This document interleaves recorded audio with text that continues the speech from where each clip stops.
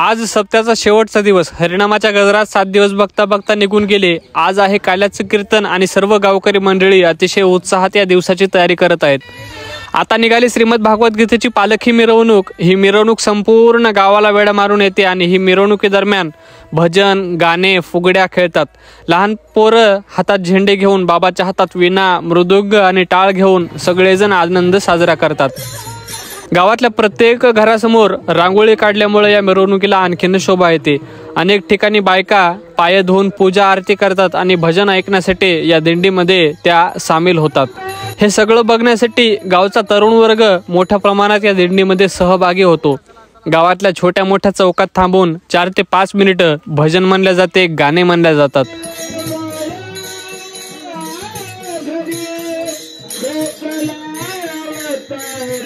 या टाळ, विणा, मृदुंगाच्या गजरात मन इतकं मोहून जातं की असं वाटतं हे संपूच नाही कधी.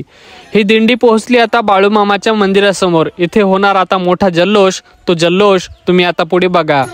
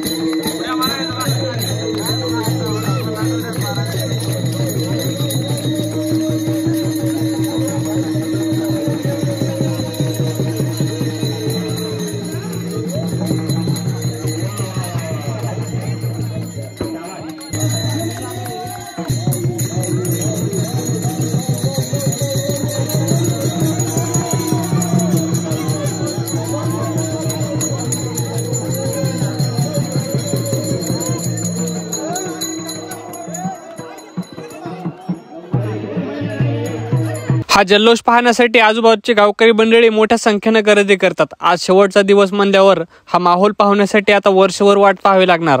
डोक्यावर टोपी आणि गळ्यात माळ आणि हातात टाळ घेऊन जुनी संस्कृती जोपासत हा सोहळा पाहण्यासाठी मोठी गर्दी होते या ठिकाणी.